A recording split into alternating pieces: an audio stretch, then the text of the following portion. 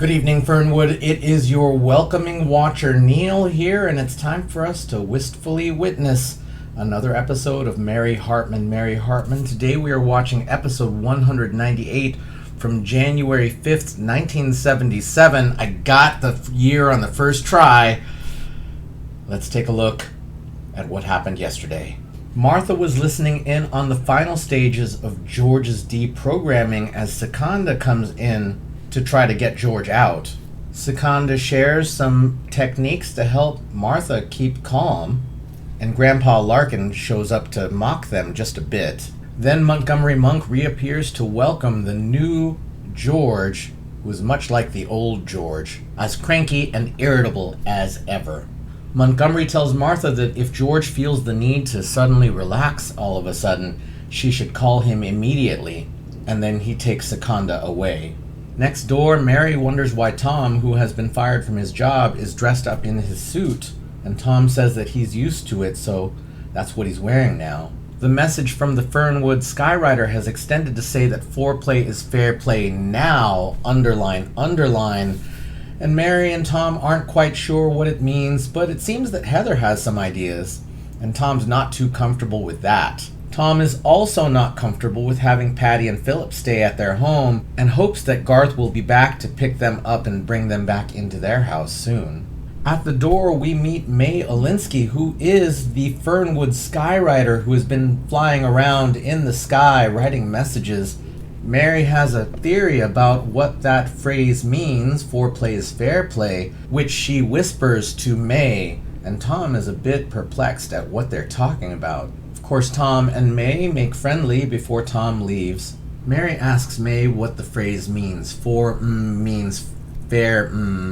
Apparently she doesn't like saying the word play. And May tells her plan of starting a campaign to awaken women to their sexual pleasure, which include the survey and the skywriting. She wants to start in Fernwood and grow the campaign beyond to not only the country, but the entire universe.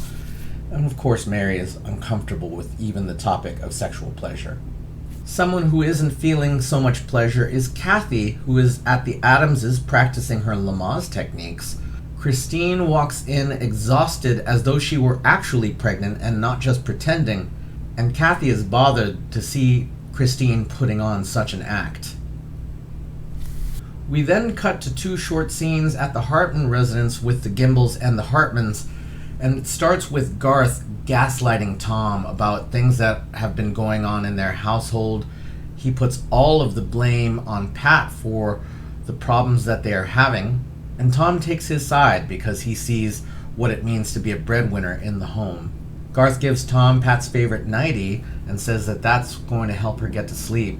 Upstairs, Pat tells Mary that she is worried about Garth, but not about being safe from Garth, but actually how he is doing on his own. Mary asks Pat why she would let Garth beat her, and Pat has many reasons, including that she feels it might help keep the family together, and she still has feelings for Garth. Mary turns it around and asks how it felt when Pat hit Garth, and Pat feels a bit of power in this, and they talk about Pat's fantasies about murdering Garth, and Pat says that she's ashamed of how many times she's thought of killing him. And that's where the episode ends, everyone.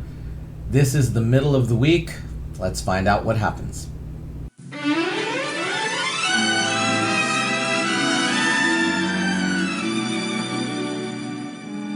Mary Hartman! Mary Hartman!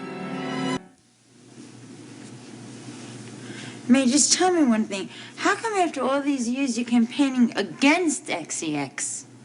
I'm not against it, Mary. I'm all for it. The right way. Well, what does that mean? Mary, women have been doing it for 2,000 years the same way. Right for men, wrong for women. Oh, I never thought of it that way. No wonder I'm exhausted. Mary, there's so much more I have to tell you about what I've discovered. A lot of this is still dirty. Oh, it's not dirty, Mary. It's a human right. No, I didn't mean that. I meant my socks. Every woman has the right to know satisfaction. Ah, finally I find a pair. I'm not talking about scenes, Mary. I'm talking about spiritual and physical fulfillment. You know, when I left Fernwood, I traveled all over Ohio just to get myself together and sort out my feelings. Oh, I wish I could sort out my socks. I mean, I admit, it's not as interesting as that, but... You see, I took a night course at a YWCA, and I started thinking about my life and my experiences and the men in my life. And then I started asking questions of other women that I met. And then I started answering questions about myself and all the feelings I'd buried deep inside and wanted to forget. So what did you answer? Slowly I began to realize that something very basic to all women was not being told. Something was being overlooked. That women's feelings about love and lovemaking are universal and disturbing in one major area. What major area? In the area of climactic reaction. I don't get it.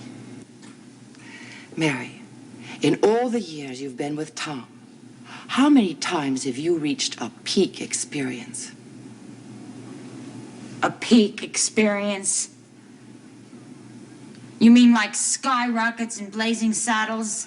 I mean total satisfaction. Let me put it this way. You know how Tom reacts when he's going over the top of that mountain. On the slopes? Yeah. Do you ever get over the top, Mary? Well, Tom started climbing a couple of years before me, so... Are we talking about the same thing here?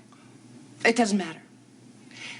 Mary, women have the right to the same satisfaction, and I am trying to find out why they're not getting it. See, that's why I used to hand out these questionnaires. I went to 2 towns, and the response from the women in those towns was unbelievable. I mean, what they felt about themselves, about their bodies, about men. And that's when I got the idea for the book. A book? Mm-hmm. You don't mean with those, pictures, do you? Oh, no, there aren't going to be any pictures. See, I took my idea to this publishing house, and they bought it. They even advanced me the money to carry on my research.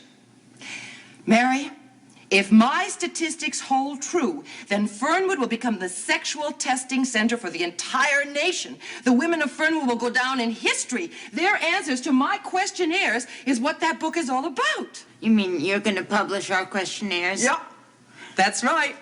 Mary, you will be the sexual model for every woman.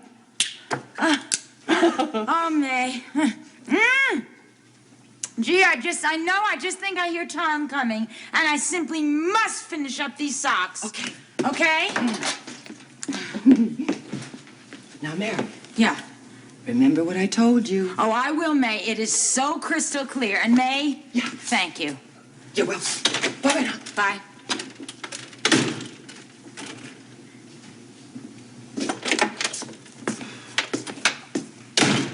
Don't even try to cheer me up, Mary. It's like a conspiracy. 5 places in a row turned me down. 5. Now I know what Garth feels. What's for dinner? Leftovers.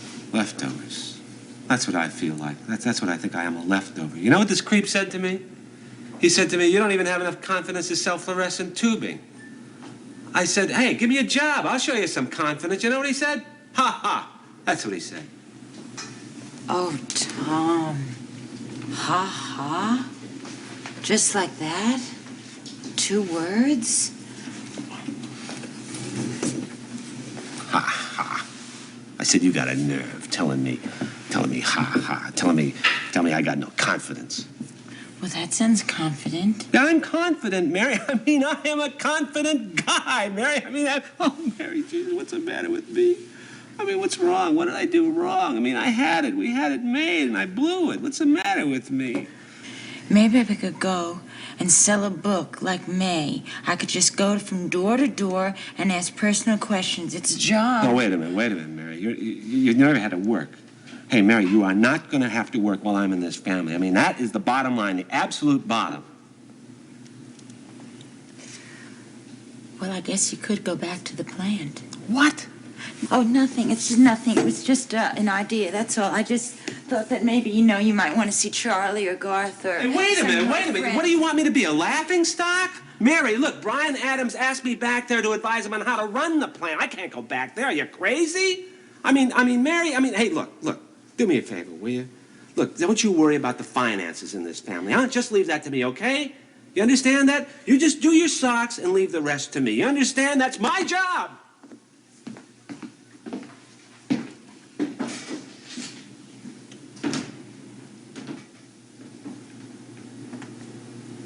My sex life is going national, and my socks won't even mate.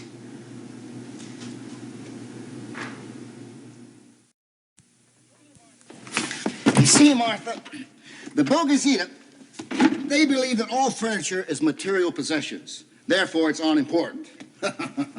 What a bunch of fakers. Bologna? You can say that again. No, I'm making you a sandwich. Do you want bologna? Well, I don't know. That's meat. Now, I've been eating that pigeon food for about 3 months. You better put just one slice on there. Oh, it's just like the good old days, George. You and bologna. It's good to be home, Martha. Oh, I've got so much to tell you. Well, how are the girls? What girls? Our daughters.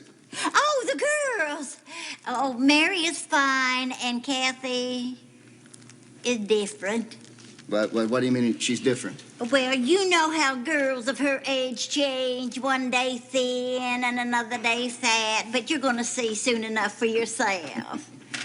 Oh, George, we missed you so much around here. I'm glad that Jack and Jill were wrong. Who's Jack and Jill? The people who said you were on Venus. Martha, what are you talking about? Well, it is a little confusing. Jack and Jill were the people who were trying to bring you back from Venus, and you weren't even there, were you? That's before I got raped in those training films. You were raped? My God, Martha.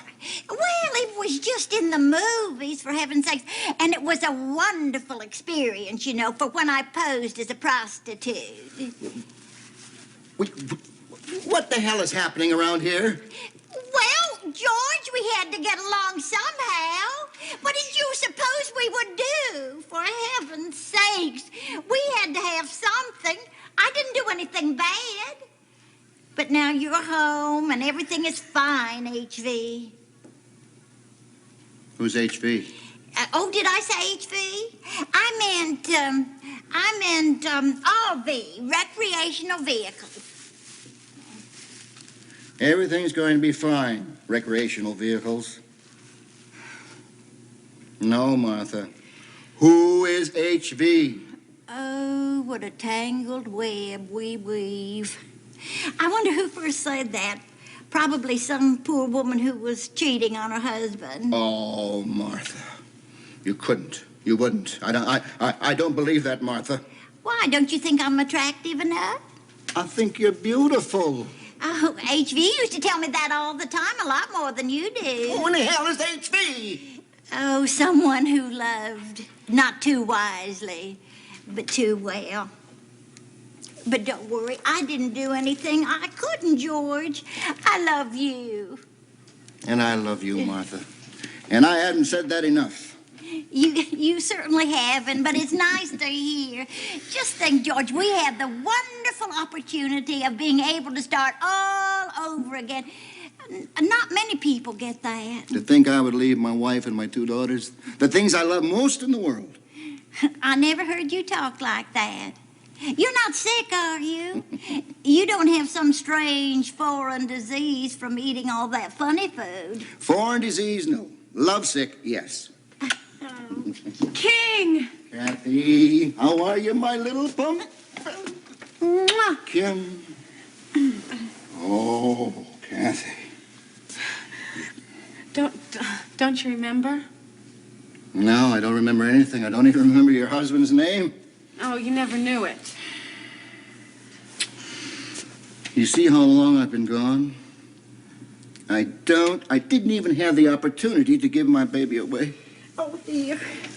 Daddy, there's something that I want to discuss with you. And before I do, I just want to tell you that I love you very, very, very much. Everybody's saying that today. I never had one.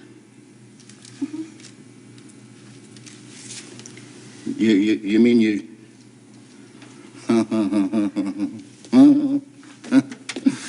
Tom is out of a job. My wife is posing as a prostitute. I'm starting to remember why I wanted to stop the world and jump off. Oh, don't worry, George. Just look on the bright side. We still have each other. Yes, we do. We have each other, and we got 4 stucco walls and a nice warm asphalt roof over our heads.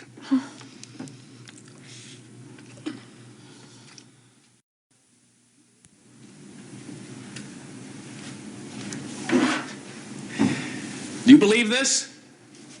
This is what Grandpa Adams sent. That'll keep the baby on formula for about a year, huh? Yes, well, Grandpa Adams gets a bit carried away when it comes to the subject of a grandchild. He'll spare no expense when it comes to the Adams family line. That's all he cares about. Me too. That's what I came to discuss. I thought we settled that point. You don't mean you're entertaining any new questions about our adopting your sister's baby, do you? Oh, buying? Oh, no, I don't mean the Adams family line is in the family sense of family relations. I mean, you know, the Adams, more like the industrial relations, things like that, like the Adams assembly line. You know what I mean? Like line, assembly, family, Adams. I just meant all of that. Why are you interested in the factory? Because of my husband. But he doesn't work there I know he doesn't work there anymore. or any place. Oh. You don't mean that you want him to get his job back at the plant? Oh, want him? That he wants that? No, you're right. No. He doesn't want that. He needs that. I mean, he really needs that. I know need. You know, that's a real hard word for you to understand, need. But he needs that very badly. No, Mrs. Hartman, I quite understand. Do you? I hope that you do, because, you know, he is practically your brother-in-law. I mean, even though he's just sort of part of the family, that's not like a pull part of the family, you know? Yeah, well, when you put it that way, you know, neither am I. Yeah, but you're an Adams. I mean, you know, look at your wife and her father and... Yes, Mary, it's true. I took Christine's name.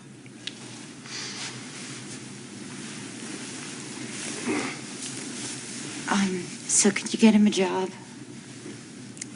Well, I don't know how I can. You know, the baby's going to be born at my house. Well, yes, I know that. From the body of my sister. Mary, Miss Hartman, I'm fully aware of what the... No, you're not. No, you're really not aware of this now. I have to make you aware of this. I really do. Now, I mean, you know how a mother bear will do anything, and I mean anything, to protect her family? Miss Hartman. I mean, even if it's the kind of thing that she wouldn't normally do. Mary, this is none of my I just problem. want you to know something. I am not a blackmailing type of bear. I'm really not. Well, okay, I'll do my best. I mean, I'll try. It would be a pity, wouldn't it, if Christine's father found out that his line was Kathy in assembly rather than Christine in blood. So I'll do everything I can. Thank you. Me too. Listen, I really wouldn't have done this unless I had to, okay? No, of course not. I mean, I really think it's in terrible taste to blackmail people, you know, who've been nice enough to buy your sister's baby just to get your husband a job so that he won't starve to death. Do you know what I mean?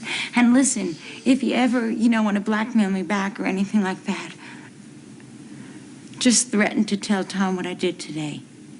He'd kill me. Bye. Bye.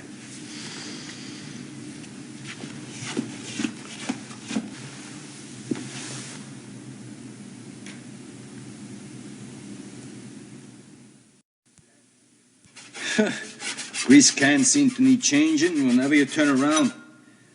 Fly paper, too. Well, I guess I'm ready to shove off, Lou. You're not leaving us now. 2 minutes, loosely speaking, since you arrived? Yeah, well, listen, life's life, and I gotta get back to it, you know. Get back to what? Moving on. I guess that's what a girl like me's all about, huh? Well, you ought to know, Lou. If you're saying I ought to know better, maybe you're right. I sure hate to see you go. Oh, well.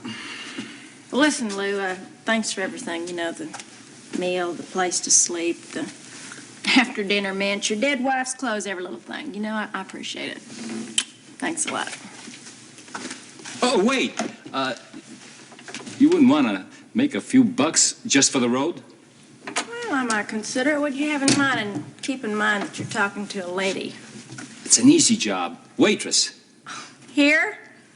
Come on, Lou. Hey, listen, what, wouldn't you rather just hire a little Look, guy it'll with a be monkey easy suit? for you. Look, you could handle these truckers like no woman can. You know, look, I have a uniform there ready, hanging on the nail for you. Is that your dead wife's, too? Oh, come on now, Lou. Oh, just teasing you, hon. Okay, come on. I'll give it a try. Like to do anything to get out of these clothes anyway. What the heck?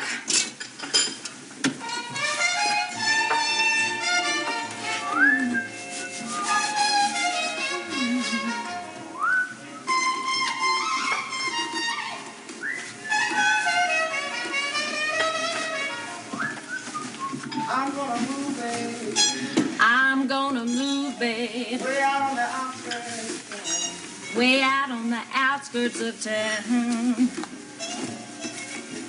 I'm gonna move, baby. Oh, I'm gonna move, baby. Way out on the outskirts of town. Way out on the outskirts of town.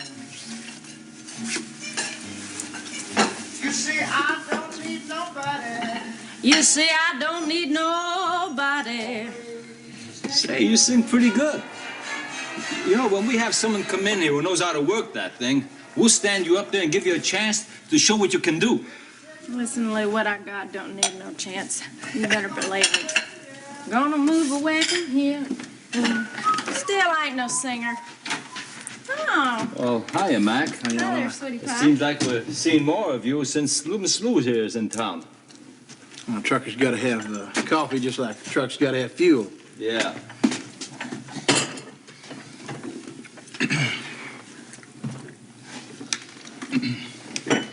Oh, what are you staring at? Ain't you ever seen a waitress before?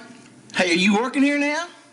Well, I'm not doing this for my health, doll face. All right. I'm glad you're going to stick around a while. Well, I'm just so glad that you're glad. I mean, you're sure you're not going to get bored of me or nothing. Because, I mean, we wouldn't want you to be going down the road to the Jellyland Donut Bar now. I don't know. They got pretty good donuts down there. No, I ain't going nowhere. I'll still come around. Well, I'm glad to hear that, you know, because maybe you just might get to be an extra special, super duper boyfriend of mine with extra special favors, you know. Well, what's a fella got to do to get some of your sweet loving favors, Lulu? Well, I'm mighty choosy, Sugar Plum. Oh, I know you are. God, I know you are.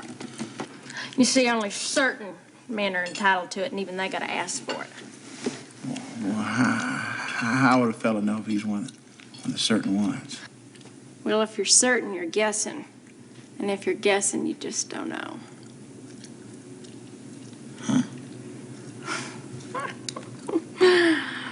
Are you teasing me? Or are you just making fun? Because I know I'm a big tub of a man, but I got a heart just like anybody else. Oh, Mac, hun, I'm just teasing you. You know, if I had it in me to really hurt your heart, well, hun, I'd just have you wrapped around this little finger so fast you wouldn't know what hit you. But I don't. Lulu, I...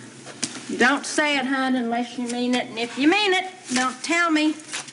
Show me.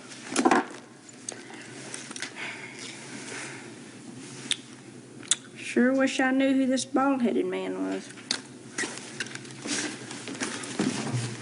Lulu, don't forget now, you're working here with me. I'm working here, old-timer, but I work alone. Got it? Yeah. I got it. That's how I like 'em.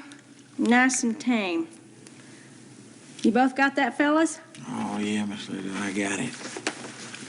Yeah, we got it. Well, just make sure y'all hold on to it. Okay? Well, we start with May and Mary talking about two different things entirely, but there was a lot of crossed wires in this episode, a lot of people talking about things that were misconstrued one way or another. But Mary is trying to pair her socks, and May is talking about pairing human beings. She's on the right track right there, that May. I think it's such a refreshing thought that I can't imagine in the 1970s people were talking about this at all. And there's May doing this. So I'm glad for that. Mary is still uncomfortable with the topic, but not only that, that her one survey will be somehow published in this book. Now, mind you, I think Mary is thinking her whole life will be public to everyone. But what it seems like is that Mary will be a statistic in this book. So I don't know if Mary's privacy is really going to be shown to anyone. But she's worried about that. And then Tom shows up and he is desolate because he hasn't been the breadwinner for a few days at this point. And we talked yesterday about the binary nature of marriages as they're presented here and as they probably were seen by many people for many years after this, that men were breadwinners and women were homemakers. Given the perspective of today, it's just much more complicated than that, and much more. I mean, first of all, like a single income usually isn't enough to keep a home at this point. So for many people, unless they have someone who's earning a lot in their family, they need all of the workers that they can have. I don't want to get into the politics of raising wages, but they haven't kept up as much as you would like. All that said, we leave with Mary really concerned about her privacy being broken, and really concerned as well about Tom not having an income. And then we get George, who's back in the home again, and we hadn't really seen him for 70 episodes at this point. I mean, other than his return as Benanta. There are a few elements to this. First, it's reintroducing George into the household that he left, and he gives just the barest inkling of leaving because of the pressure he felt in the home. Martha catches him up on all of the things that she's had to do to keep the house over their heads, as well as revealing that she still has feelings for HV. Not to George, but to us, the audience. Clearly, George is suspicious, as I think he should be. And Kathy shows up, and George doesn't remember any of that either, that she is pregnant. He presumes that she got married, which we all know hasn't happened. I figure there'll be some catching up of George for as long as he'll be with us. And then a quiet scene of blackmail as Mary shows up to Brian to urge him to help Tom get a job in the factory that the family owns. And now I'm clear that Brian's taken the name of Adams, that Christine is the link to the Adams heir. Brian is resistant to helping until Mary makes it clear why she's there. She's apologetic about the blackmail, but she's still gonna do it because she's desperate, and desperation makes you do tough things. And even gives Brian the secret for how to blackmail Mary back, which is to tell Tom that she's done it.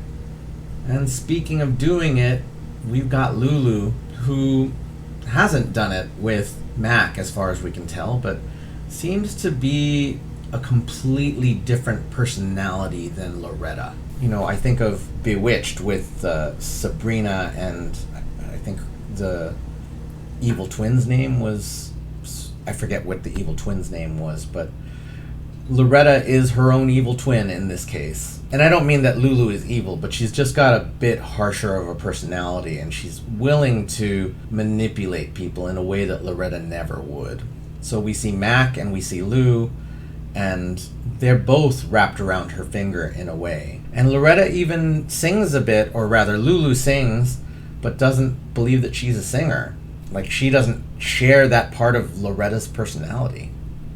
Well, we see another few steps on Loretta's or Lulu's journey, and she still doesn't recognize Charlie's photograph. So everyone, that was our first midweek episode of Mary Hartman, Mary Hartman. Thank you for watching wistfully with me. Thank you for doing the thing like leaving the comments and sharing your opinions and feelings. Opinions are less important to me than feelings and impressions and thoughts and all that stuff.